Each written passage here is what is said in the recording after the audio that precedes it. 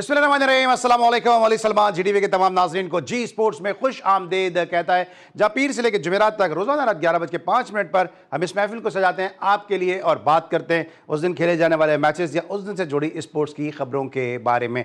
आज 2 जुलाई थी और आज पूरी दुनिया में वर्ल्ड स्पोर्ट्स जर्नलिस्ट डे मनाया जाता है। स्पोर्ट्स जर्नलिज्म के हवाले से आज का दिन बड़ी खुसूसी अहमियत का हामिल है कि जहाँ पे स्पोर्ट्स जर्नलिज्म के हवाले से न सिर्फ सेमिनार्स होते हैं बल्कि स्पोर्ट्स जर्नलिज्म में जो दिक्कतें और जो मुश्किलात होती हैं उनको उजागर किया जाता है। और लायक तहसीन है हमारे वो स्पोर्ट्स जर्नलिस्ट दोस्त जो इतने कठिन हालात में, नामसाइद हालात में जो है वो स्पोर्ट्स की रिपोर्टिंग करते हैं और आप तक ताज़ा तरीन खेलों की खबरें पहुँचाते हैं। इस हवाले से न सिर्फ कराची में बल्कि पूरा पाकिस्तान के मुख्तलिफ शहरों में तकारीब भी हुई हैं। आज के शो में हम उन पर बात भी करेंगे और आज के शो में खुसूसी तौर पर हम स्पोर्ट्स जर्नलिज्म को जो है अपने प्रोग्राम का मौजूद सुखुन बनाएंगे। लेकिन सबसे पहले प्रोग्राम का फॉर्मेट आज की टॉप स्टोरीज।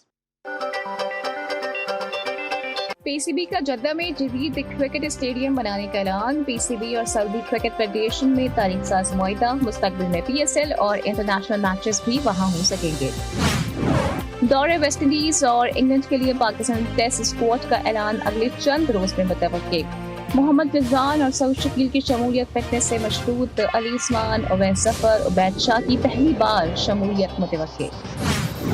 खिलाड़ियों को कप्तान न रहने के बाद भी फैसले साजी में अहम हिस्सा डालते रहना चाहिए। हमारी कोशिश है कि टीम में एक से ज्यादा कप्तान मौजूद हों। Mic Hesson.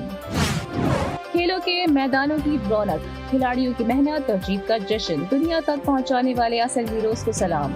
आलमी स्पोर्ट्स जर्नलिस्ट डे पर मुल्क भर में तकरीब, सहाफियों की खिदमत को खिराजे तहसीन।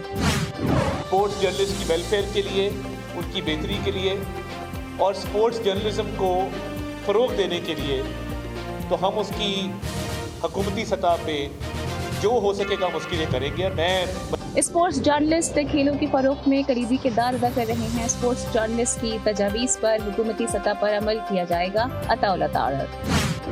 खेलों के मैदान की रौनक और खिलाड़ियों की मेहनत को दुनिया तक पहुंचाने का सहरा स्पोर्ट्स जर्नलिस्ट को जाता है।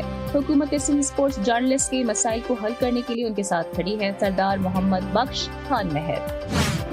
Under 19 skills development camp Multan में जारी, खिलाड़ियों ने कोचेस की निगरानी में नेट सेशन में हिस्सा लिया। कौमी खेल की बहाली का मिशन, पीएचएफ ने हॉलैंड के मायनाज हॉकी कोच हरमन क्रूज को कौमी हॉकी कोचिंग एडवाइजर मुकर्रर कर दिया। Prime minister national under 21 women's hockey championship का आगाज हो गया। इवेंट में मुल्क भर से 16 टीमें टाइटल के हुसूल के लिए मद्दे मुकाबिल होंगी।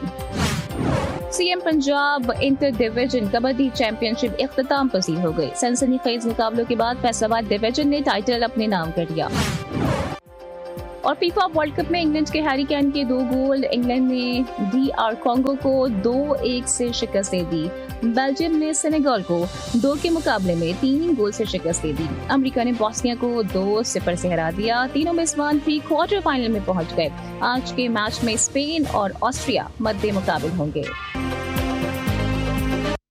नाज़रीन, ये थी आज की टॉप स्टोरीज। टॉप स्टोरीज में आपने देखा कि किस तरह पूरे पाकिस्तान में आज वर्ल्ड स्पोर्ट्स जर्नलिस्ट डे को सेलिब्रेट किया गया और हम भी अपने इस प्रोग्राम के तवज्जुह से हमारे जितने भी स्पोर्ट्स जर्नलिस्ट हैं, चाहे कराची से ताल्लुक़ रखने वाले असगर अज़ीम हो, पेशावर केपी के हमारे इमरान यूसुफ जई साहब हों, इसके अलावा मुश्तबा हसन हो और इसके साथ साथ जो है शाकिर हमजा अब्बासी हों, इसके साथ साथ राना कामरान सफदर साहब हो जिनका लाहौर से ताल्लुक़ है, बुशरा कमर शहजाद साहब हमें जो है वो बलूचिस्तान के खित्ते से अपडेट करते रहते हैं। ये एक वो गुलदस्ता है जो हमारे तमाम इन स्पोर्ट्स जर्नलिस्टों ने और हमारे तमाम स्पेशल करस्पॉन्डेंट ने जो है वो सजाया हुआ है और जिसकी महक जो है वो आप जी स्पोर्ट्स में गाहे बगाहे सूंघते भी रहते हैं और उनकी ताज़ा तरीन अपडेट्स देखते भी रहते हैं। साथ साथ हम आज उन तमाम स्पोर्ट्स जर्नलिस्ट को भी अपनी दुआओं में याद रखेंगे और अल्लाह ताला से उनकी मग़फ़िरत के लिए दुआ गो हैं कि अल्लाह ताला उनको करवट जन्नत नसीब अता फरमाए। कमर अहमद साहब हमारे दरमियान नहीं है, सैयद मोहम्मद सूफ़ी साहब आज हमारे दरमियान नहीं है, खालिद एच खान साहब जो डोमेस्टिक क्रिकेट में और डोमेस्टिक स्पोर्ट्स में हर जगह नजर आते थे, ये वो तमाम लोग हैं। मुनीर हुसैन साहब जो मशहूर जो है महानामे अखबार वतन के एडिटर इन चीफ थे, ये सब वो लोग हैं कि जिन्होंने स्पोर्ट्स जर्नलिज्म के हवाले से बहुत ज़्यादा काम किया। यकीनन पूरे पाकिस्तान में और भी क्या ऐसे नाम होंगे जिन्होंने स्पोर्ट्स जर्नलिज्म को फ़रोग़ बख्शा होगा, लेकिन जिनके साथ मेरा करीबी ताल्लुक़ रहा है यकीनी तौर पर मैं उनको ज़्यादा बेहतर जानता हूँ, इसलिए मैंने उनका तस्करा भी किया। लेकिन यकीनी तौर पर जिनके मैं नाम नहीं ले सकूँ और वो आज हमारे दरमियान नहीं है, जी स्पोर्ट्स आज उनके लिए भी दुआ गो है कि अल्लाह ताला उनके जो है वो खाली तारीख हकीकी के पास जब वो पहुँचे तो अल्लाह ताला उनके लिए भी आसानियाँ और उनके आगे की मनाजिल जो है वो आसान करवाएँ, आमीन। इस वक्त मेरे साथ एक ऐसी स्पोर्ट्स जर्नलिज्म के वाले से शख्सियत मौजूद हैं कि जनाब जो एक उस्ताद की एक तलीक की हैसियत रखते हैं। स्पोर्ट्स जर्नलिज्म जो है वो इनका खासा है और कई इन्होंने जो वो ब्रेकिंग न्यूज़ अपने कलम के ज़रिए दी और जब गुफ्तगू फरमाते हैं तो बहुत ही उम्दा और शुस्ता गुफ्तगू फरमाते हैं और इनके जो शोज़ हैं वो आज भी लोगों के अजहान में मौजूद हैं। मेरे साथ मौजूद हैं senior and season sports journalist Abdul Majid Bhatti sahab. Show में खुश आमदेद कहते हैं। अस्सलाम वालेकुम भट्टी साहब। जी वालेकुम अस्सलाम। अली सलमान, आपको भी स्पोर्ट्स जर्नलिस्ट डे जो है वो बहुत बहुत मुबारक हो और यही दुआ और यही उम्मीद के पाकिस्तान में स्पोर्ट्स को वो मर्तबा और मकाम मिल सके। जब हमने ये जर्नलिज्म शुरू की तो मुझे आज भी याद है 84 में हम तो बहुत ही इब्तदाई दिनों में थे इस स्पोर्ट्स जर्नलिज्म के। उस वक्त पाकिस्तान ने लॉस एंजलिस ओलंपिक्स में हॉकी में गोल्ड मेडल जीता, स्क्वाश में पाकिस्तान की बेतहाशा कामयाबियां रहीं, स्नूकर में मोहम्मद यूसुफ, सोले मोहम्मद, वो बहुत कुछ अचीव करते रहे। लेकिन क्रिकेट में तो पाकिस्तान का एक नाम और मर्तबा था, लेकिन वक्त के साथ साथ फिर हॉकी मंजर से गायब होगी। स्क्वाश में पाकिस्तान को कामयाबी नहीं मिली। यूसुफ और सोले के जाने के बाद स्नूकर, देखिए स्नूकर में एक बहुत बड़ा नाम जो मेरे ख्याल में पाकिस्तान में 2-3 जो बड़े साथी थे उनका तो आपने जिक्र किया, लेकिन 2-3 बड़े एडमिनिस्ट्रेटर के नामों के बगैर भी पाकिस्तान की ये तारीख मुकम्मल नहीं होगी, जिसमें एयर मार्शल नूर खान को आप ले लें और अगर हम स्क्वाश में नूर खान साहब ने जितनी अचीवमेंट्स हासिल की, अली असगर वलीका साहब बहुत बड़े खानदान से, वलीका खानदान से उनका ताल्लुक था, लेकिन इंतहाई नफीस और शरीफ इंसान। और स्नूकर में पाकिस्तान ने जो अचीवमेंट हासिल की असगर वलीका का उनमें बड़ा रोल था। बॉक्सिंग में प्रोफेसर अनवर चौधरी और बेतहाशा एडमिनिस्ट्रेटर ब्रिगेडियर आतिफ हॉकी में। लेकिन अनफॉर्चुनेटली आज पाकिस्तान की स्पोर्ट्स उतने बड़े मकाम पर नहीं है। जब हमने स्टार्ट किया तो वक्त के साथ साथ डिक्लाइन आता गया हमारे स्पोर्ट्स में, लेकिन चूंकि आज भी हमारी रोजी रोटी स्पोर्ट्स से ही वाबस्ता है तो उम्मीद करते हैं कि पाकिस्तान में ये तमाम खेल जो हैं वो दोबारा फ्लरिश करें। और आप जिस तरह अपने इस प्लेटफॉर्म से स्पोर्ट्स को मामलात को उठा रहे हैं, उम्मीद है कि पाकिस्तान की स्पोर्ट्स दोबारा एक बार फिर टेक ऑफ की पोजीशन में आ जाएगी इंशाल्लाह। सर, मैंने कुछ बड़े बड़े नामों का जिक्र भी किया जो आज हमारे दरमियान नहीं है, आपकी बड़ी कराबत रही है।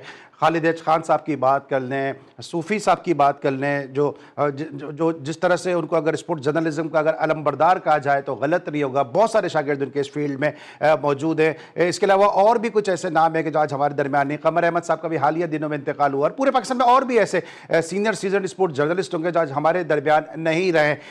इनका जो कॉन्ट्रीब्यूशन है, क्योंकि आपने मुझसे ज़्यादा इनके साथ वक्त गुजारा है, बड़ी आपकी कराबतदारी रही है, कई सफ़र आपने इनके साथ किए हैं। मुनीर हुसैन साहब अखबार वतन एक बहुत बड़ा नाम है। और जहां हम इतनी बातें कर रहे हैं, लोगों की बात कर रहे हैं, तो आलमी sports round up Syed Mohammad Naqi साहब, जो उन्होंने एक संगे मील छोड़ा है, जो उन्होंने एक माइलस्टोन छोड़ा है, उसका जिक्र ना करना आज के दिन वो भी नाइंसाफी हो, क्योंकि आलमी स्पोर्ट्स राउंड अप आज भी हर एक की जो है वो समातों में रस घोलता है। आज भी लोग उसको मिस करते हैं कि किस तरह नकी साहब ने नामसाइद हालात में रेडियो पाकिस्तान से आलमी स्पोर्ट्स राउंड अप किया था। अच्छा, नकी साहब की खिदमत बिल्कुल अपनी जगह मौजूद हैं। आज उनके बेटे सिकंदर बख्त, हम उनको कमेंट्री में सुनते रहते हैं, लेकिन जो स्पोर्ट्स राउंड अप के असल बानी थे वो थे अजीम सरवर साहब। क्या जबरदस्त अली सलमान, जबरदस्त वो ब्रॉडकास्टर थे। जितना अच्छा, और अल्लाह ताला ने उनको थोड़ा उनका मसला था, हैंडीकैप थे, लेकिन बहुत खूबसूरत उनकी आवाज और बहुत ही जानदार स्क्रिप्ट लिखते थे। और अगर हम स्क्रिप्ट लिख के देते थे, मिसाल के तौर पे अगर हमने 10 लाइनें लिखी हैं तो अजीम साहब इतनी रवानी के साथ उसमें से 7 लाइनें या 6 लाइनें काट देते थे, लेकिन खबर का मफहूम चेंज नहीं होता था। तो बहुत बड़े नाम था अजीम सरवर साहब का। और मुझे मैं इस लिहाज से खुशकिस्मत रहा कि अजीम सरवर साहब के साथ मैंने काम किया, मुनीर हुसैन साहब के साथ मैंने अखबार वतन में जब काम शुरू किया। पैसे तो उस वक्त हमें बहुत ज्यादा नहीं मिलते थे, लेकिन उस जमाने में अली सलमान 1 लाख सर्कुलेशन थी महाना बिल्कुल अखबार वतन की, और मार्केट में आते ही पर्चा जो है वो सोल्ड आउट हो जाता था।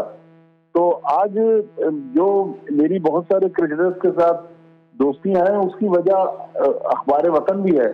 फिर गुलहमीद भट्टी एक और बड़ा नाम, कमर भाई चंद दिन पहले हमें अफसरदा छोड़ गए, लेकिन वो भी एक समझ ले अपनी जात में इंस्टीट्यूशन थे, बहुत उनसे भी बात करते थे, उनसे सीखने का मौका मिलता था। गुलहमीद भट्टी उस जमाने में तो कंप्यूटर वगैरह थे नहीं, लेकिन स्टैटिस्टिशियन चंद एक लोग, नुमान बदर एक स्टैटिस्टिशियन होते थे, लेकिन गुलहमीद भट्टी साहब ने भी एक जो लेगेसी छोड़ी। खालिद खान तो हमारे एज ग्रुप के थे, अल्लाह ताला ने उन्हें बहुत जल्द अपने पास बुला लिया, लेकिन इंतहाई नफीस और शरीफ इंसान थे। और इस तरह के बेताजा लोग, पिछले दिनों आपने कमर अहमद की बात की, अब्दुल हफीज नूरी एक और सीनियर साहबी थे, वो दुनिया से रुखसत हो गए, अजीज रहमतुल्लाह। अच्छा, ये वो लोग थे, हम तो जिस दौर में आए तो जर्नलिज्म में पैसा आ गया, लेकिन ये तो छोटी छोटी तनख्वाहों पर काम करते रहे छोटे छोटे इदारों में, लेकिन इन्होंने बहुत बड़ी लेगेसी छोड़ी है। मेरे ख्याल में पाकिस्तान की स्पोर्ट्स की जो हिस्ट्री थी उसमें मैं इस लिहाज से खुशकिस्मत रहा, मुझे सूफी साहब जैसे उस्ताद मिले, अजीम सरवर साहब जैसे उस्ताद, मुनीर हुसैन साहब जैसे उस्ताद मिले, इनसे बहुत सीखने का मौका मिला। फिर हमारे अपने हम असरों में एहसान कुरैशी, वहीद खान, शाहिद हाशमी, अब्दुल रशीद शकूर, समीउल हसन, अली सलमान, आपके नाम के बगैर भी हमारे दोस्तों की फहरिस्त मुकम्मल नहीं होगी। तो हम खुशकिस्मत रहे कि हम अच्छे लोगों के साथ हमें मौका मिला, जो हमारे जूनियर थे उनसे भी हमने सीखा, सीनियर ने हमें बहुत कुछ बताया। लेकिन आज लोग जब हमारी एक सक्सेस स्टोरी को पूछने की कोशिश करते हैं तो मैं यही कहता हूँ कि भाई हम खुशकिस्मत थे कि हमें उस्ताद बहुत अच्छे मिले, और फिर हमें इदारे बड़े मिल गए जिसकी वजह से हमने जो थोड़ा बहुत नाम कमाया। लेकिन जब हम जर्नलिज्म में आए ना, तो हमें उस्तादों ने एक ही सबक सिखाया कि ये जो स्पोर्ट्स है ना, इसमें ह्यूमन अचीवमेंट जो है उनका जिक्र होता है। जब सुबह आप अखबार खोलेंगे तो आप देखेंगे कि जहांगीर खान की फुतुहात की कहानी, या पाकिस्तान हॉकी टीम की कामयाबियों की कहानी, पाकिस्तान क्रिकेट टीम की फुतुहात की कामयाबियों की कहानी। लेकिन अनफॉर्चुनेटली आज 2026 में जहां हम खड़े में, वहां आप देखें कि खेल तो थोड़ा बैकग्राउंड में चला गया है। कंट्रोवर्सीज ने पाकिस्तान के तमाम खेलों को अपनी लपेट में लिया हुआ है। तो वैसे ऑर्गेनाइजर भी नहीं, आप क्रिकेट में देखे ना, कराची में कैसे कैसे ऑर्गेनाइजर थे, मुनीर हुसैन साहब थे, डॉक्टर मोहम्मद अली शाह, ये तो खैर बहुत बड़े नाम थे, नुसरत अजीम, प्रोफेसर ईसा जाफर, अच्छे भाई, जमीर खान साहब, बड़े बड़े नाम थे सर। अच्छा जी, अच्छे भाई तो वो लोग थे। अली सलमान जिनके पास शायद खुद खाने के लिए पैसे नहीं होते थे, लेकिन वो चाहते थे कि खिलाड़ियों का पेट जो है वो भरा रहे। बिल्कुल। सादत अली भाईजान, तो हम खुशकिस्मत रहे कि हमने पाकिस्तान की खेलों का उरूज भी देखा। आज जब पाकिस्तान के खेल जवाल का शिकार हैं, हम उसको भी कवर कर रहे हैं। तो मेरे ख्याल में आज का जो स्पोर्ट्स जर्नलिस्ट डे है, इसमें अच्छी अच्छी बातें की जाएं, लेकिन पाकिस्तान की अच्छाइयों के साथ साथ आज जो डिक्लाइन है, ये हमारे स्पोर्ट्स पर एक बहुत बड़ा सवाल उठा रहा है। बिल्कुल सही। और सर मैं ये समझता हूं कि आज जो है ज़्यादा जिम्मेदारी है स्पोर्ट्स जर्नलिस्ट पे, क्योंकि जिस तरह खेलों का जवाल है तो हमें सही और हक़ाइक़ पे अपनी बात करनी चाहिए। लेकिन बड़ा अफसोस ये होता है कि आज हमारे कुछ स्पोर्ट्स जर्नलिस्ट जो हैं, वो जो फेडरेशंस हैं, मुख्तलिफ जो एसोसिएशंस हैं, उनके अनसेड जो है वो स्पोक्समैन बन गए हैं उनकी, और हर गलत और सही बात पे वाह वाह सुभान अल्लाह क्या बात है, आप ही कर सकते हैं, आप ही ये बात बता सकते हैं, जैसी जो है वो रिपोर्टिंग करने में में नजर आते हैं। एक बहुत बड़ा अलमिया है ये। और जहां हम बाकी मुल्कों, बाकी शहरों की बात कर रहे हैं स्पोर्ट्स जर्नलिस्टों के हवाले से, इसके अलावा इस्लामाबाद से सैयद मोहसिन अली साहब हैं, उन्होंने स्पोर्ट्स जर्नलिज्म के हवाले से काफ़ी काम किया, और भी बहुत सारे स्पोर्ट्स जर्नलिस्ट हैं जो बहुत ज़्यादा अपने अपने तय जो है वो काम कर रहे हैं। और आज के दिन इन सबको मुबारकबाद, और जो आज हमारे दरमियान नहीं है उनकी जो है मगफरत के लिए हम दुआ गो हैं। ब्रेक लेके वापस आएंगे, भट्टी साहब से कुछ और बात करेंगे। मिलते हैं एक छोटे से ब्रेक के बाद।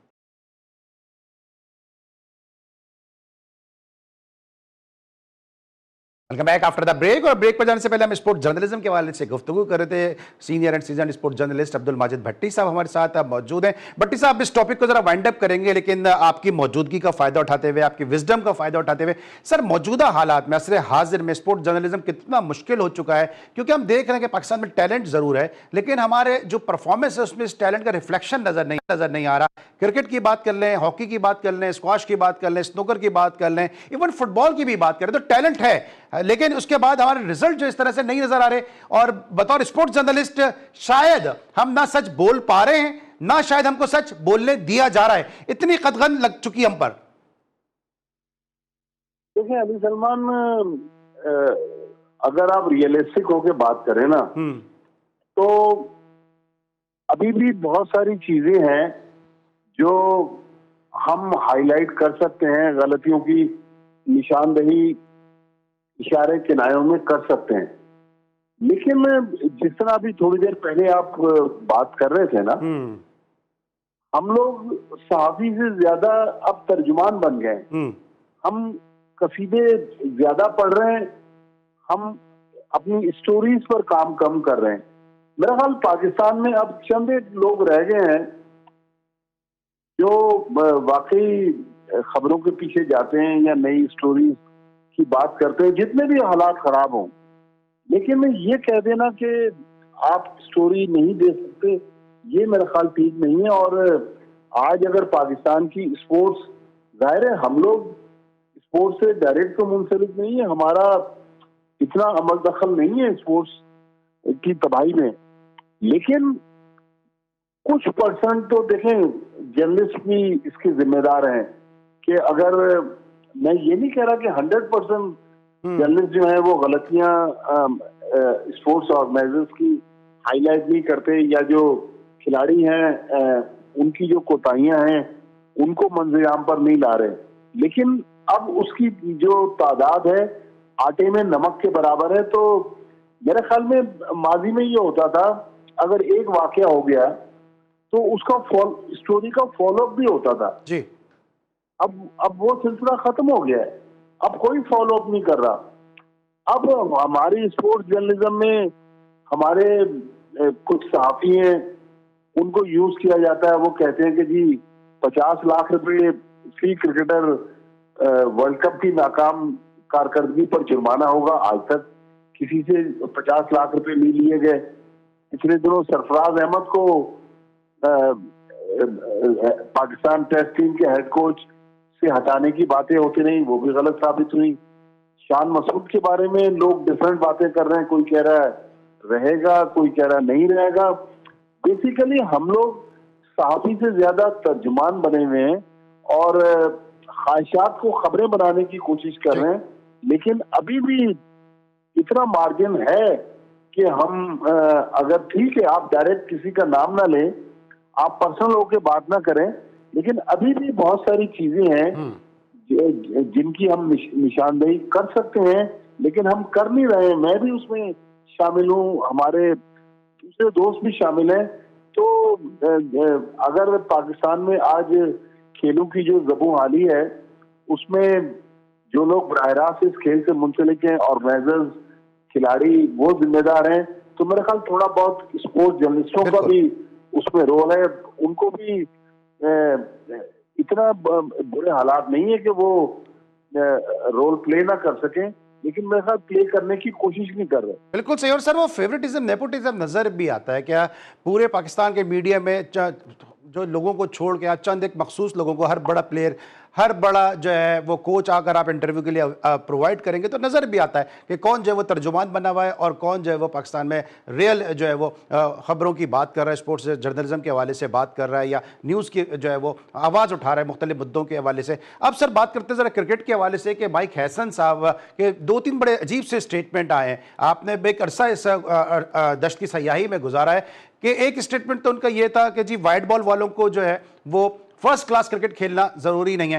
पूरी दुनिया में ऐसा नहीं होता, पूरी दुनिया में फर्स्ट क्लास को जो है अहमियत दी जाती है और जो फर्स्ट क्लास के प्लेयर होते हैं उनका एग्जीक्यूशन हमें T20 में भी नजर आता है। पहले तो सर इस पे आपके जो है मौक़िफ़ जानना चाहूंगा।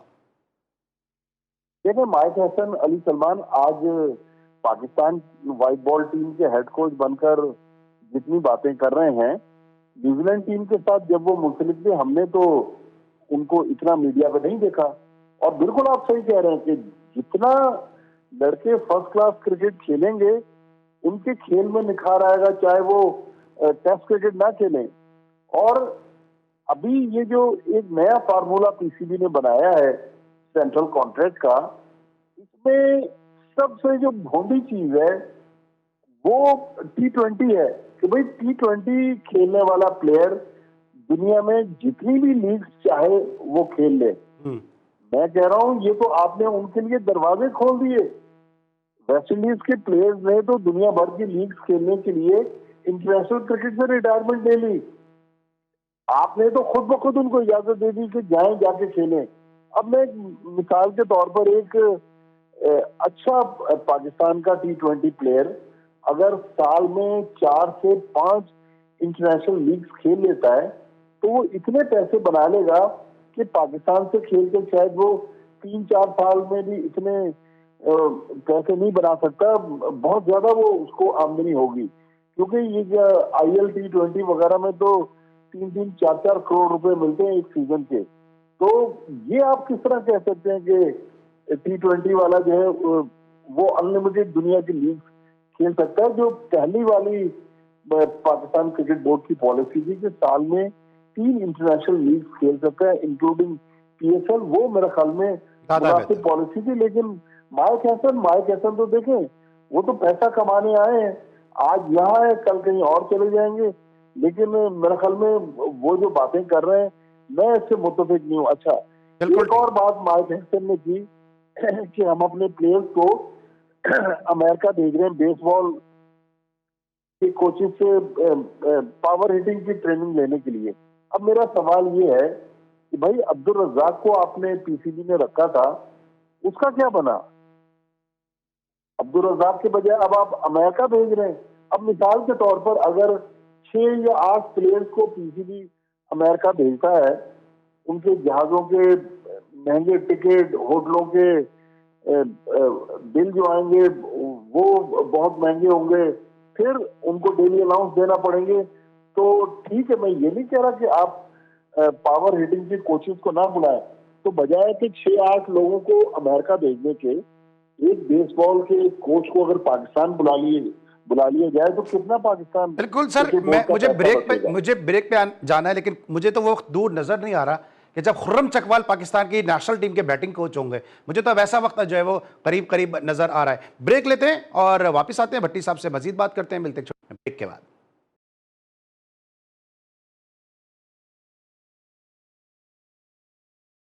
Back after the break. और ब्रेक पर जाने से पहले senior and season sports journalist Abdul Majid Bhatti sahab के साथ हम गुफ्तगू कर रहे थे स्पोर्ट्स जर्नलिज्म के हवाले से। साथ साथ माइक हैसन के कुछ स्टेट्समेंट आ रहे हैं, उनके हवाले से हम बात कर रहे थे। और भट्टी साहब ने बहुत ही ज़बरदस्त तरीके से वो दरिया को कूजे में बंद किया और माइक हैसन के स्टेटमेंट के हवाले से बात की है। भट्टी साहब, एक और स्टेटमेंट है, जरा क्विकली अब चीज़ों को ज़रा रैपअप करेंगे। उन्होंने कहा कि हम ये चाहते हैं कि एक टीम में जो है 5 से 6 कप्तान हो।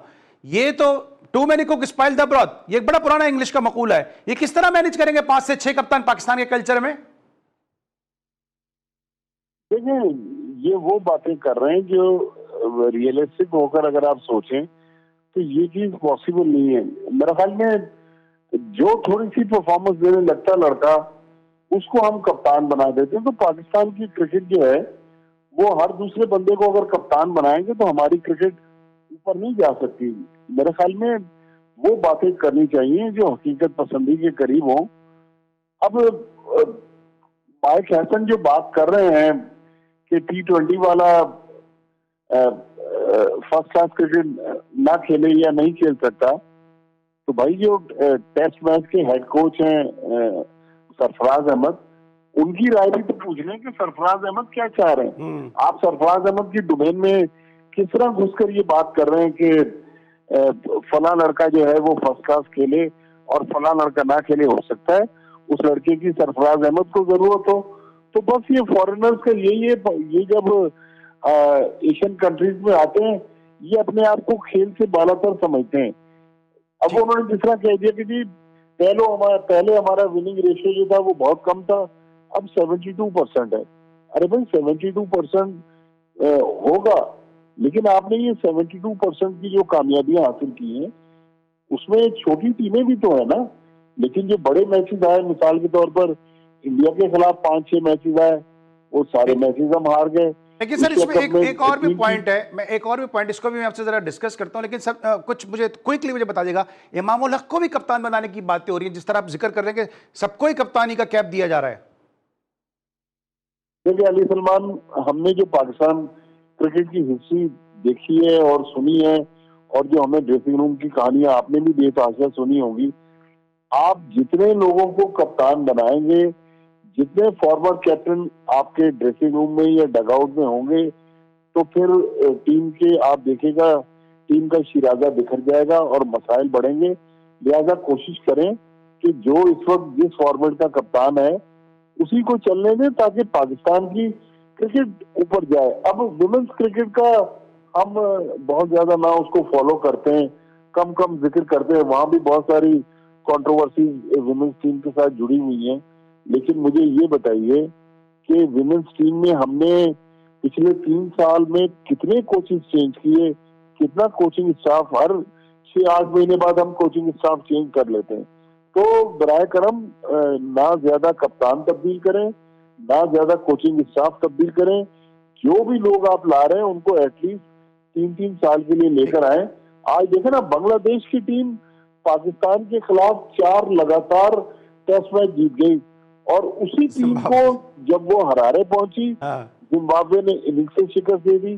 तो इसका मतलब यही हुआ कि हमारी क्रिकेट जो है वो डिक्लाइन का शिकार है, और दूसरे मुल्क जो हमसे बेहतर थे, चाहे मेंस क्रिकेट हो चाहे वुमेन्स क्रिकेट हो, आज वो जो हमसे बदतर थे आज वो हमसे बेहतर हो गए। हम उनसे एक जमाने में बहुत आगे थे। लेकिन अब मैं एक और आपकी मिसाल दूं, आज मुझे अली उस्मान शायद एक स्पिनर का नाम था, सुनने में आ रहा है कि वो पाकिस्तान टीम में सिलेक्ट हो रहा है, इसलिए कि वो डोमेस्टिक का टॉप परफॉर्मर है। चलें जी, बहुत अच्छा आप कर रहे हैं। बिल्कुल, अगर उसने डोमेस्टिक में टॉप किया है या बेहतर बॉलिंग भी की है तो आप उसको जरूर वेस्ट इंडीज लेके जाए।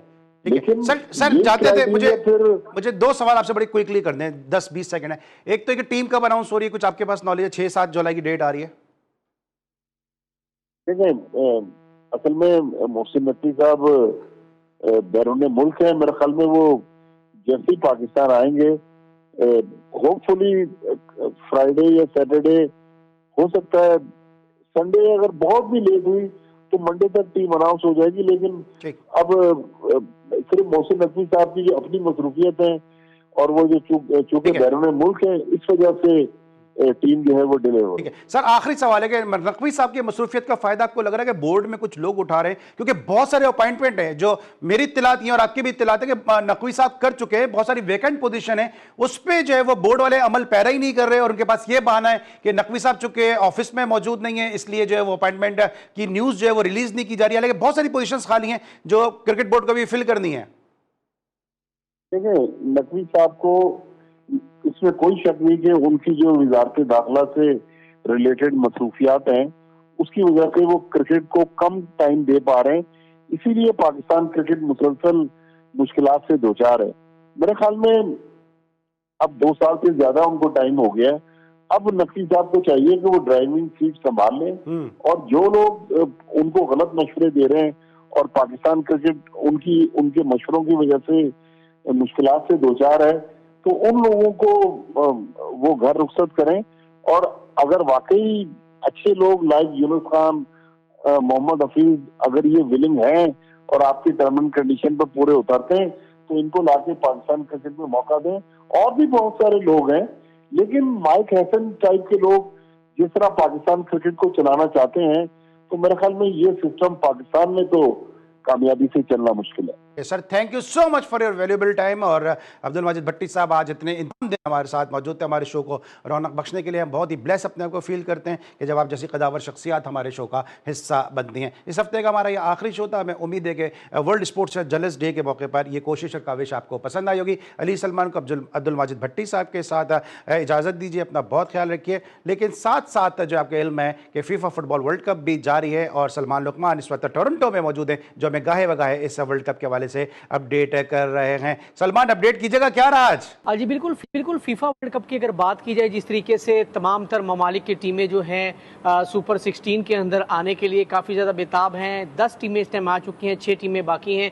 और फीफा वर्ल्ड कप टोरंटो जो है कनाडा में, इसके अलावा यूएसए में और मैक्सिको के अंदर जारी है। हम टीमों की अगर बात की जाए तो 2026 में शरीक तीनों मेज़बान टीमें अमेरिका, कनाडा और मैक्सिको जो है इस टाइम पहुंच चुकी हैं 16 के अंदर, टॉप 16 टीम्स के अंदर। और इसके अलावा अगर बात की जाए 32 से जो 10 टीमों ने प्री क्वार्टर फाइनल के लिए क्वालिफाइड किया है।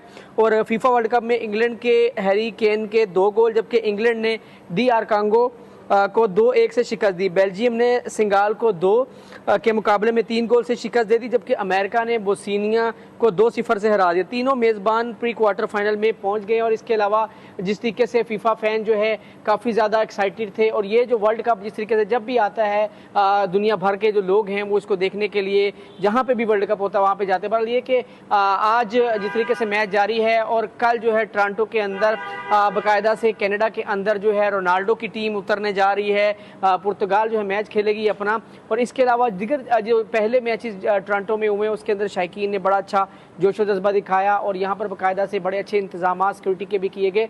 और जो फीफा वर्ल्ड कप हो रहा है उसके अंदर तमाम टीमें मुतहरक हैं और अपने अपने लिए सपोर्ट कर रहे हैं। और फैन जो हैं उनके फीफा फैन फेस्टिवल के लिए मुख्तलिफ जगहों पर LCDs के ज़रिए जो लोग स्टेडियम में नहीं जा सकते वो वहाँ पर बैठकर जो है मैच देखने के लिए जाते हैं। और इसके अलावा बड़ा अच्छा एक्साइटेड माहौल बना होता है और कनाडा का टोरंटो का मौसम भी बड़ा एक्साइटेड होता है और लोग इंजॉय कर रहे हैं, अपनी अपनी टीमों को सपोर्ट कर रहे हैं। जी बिल्कुल ठीक है। हमें अपडेट कर दे टोरंटो से फीफा फुटबॉल वर्ल्ड कप के हवाले से। और जिस तरह सलमान ने बताया कि तीनों होस्ट कंट्रीज जो हैं वो अब 16 के मरहले में दाखिल हो चुके हैं और अब यहाँ से फिर क्वार्टर फाइनल के मरहलों का फिर आगाज होगा। ऑलराइट जनाब, हम बात करते हैं जी स्पोर्ट्स में ना सिर्फ क्रिकेट, हॉकी, फुटबॉल और दीगर खेलों के वाले से भी हम आपको गाहे बगाहे अपडेट करते रहते हैं और देसी खेलों को भी हम अपने शोज़ का हिस्सा बनाते हैं। और यही वजह है कि जनाब कबड्डी का खेल जो पाकिस्तान के गाँव देहातों में बहुत मकबूल है और बड़े बड़े ज़बरदस्त कबड्डी के जो प्लेयर हैं वो स्टार बन के सामने आते हैं। ऐसा ही एक कबड्डी का ज़बरदस्त इवेंट खेला गया लाहौर में। इस हवाले से रिपोर्ट है, आइए देखते हैं। रिवायती खेल कबड्डी के रंग खिलाड़ियों के साथ शायकीन भी पुरजोश। CM Punjab inter division kabaddi championship का फाइनल मरहला यादगार मुकाबलों के साथ इख्तिताम पजीर। फाइनल में फैसलाबाद डिवीजन ने शानदार खेल का मुजाहिरा करते हुए साहिवाल डिवीजन को 37 के मुकाबले में 49 पॉइंट से शिकस्त देकर चैंपियन होने का एजाज हासिल किया। दोनों टीमों के दरमियान कांटेदार मुकाबला हुआ, ताहम फैसलाबाद के खिलाड़ी मैदान में छाए रहे। चैंपियनशिप में पंजाब के 9 डिवीजन से ताल्लुक रखने वाले 162 खिलाड़ियों ने शिरकत की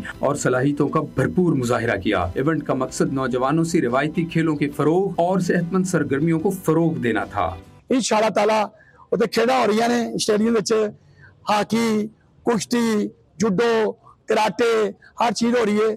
इन्हें कराया चीफ मिनिस्टर पंजाब बाजी मरियम साहब ने ते फैसल खोखर साहब ने, तो मैं सलाम पेश करना वा। कामयाब टीमों में इनामात भी तकसीम किए गए। फातेह फैसलाबाद डिवीजन को 2 लाख रुपए, रनर अप साहिवाल डिवीजन को 1.5 लाख रुपए और तीसरी पोजीशन हासिल करने वाली लाहौर डिवीजन को 1 लाख रुपए नकद इनाम से नवाजा गया।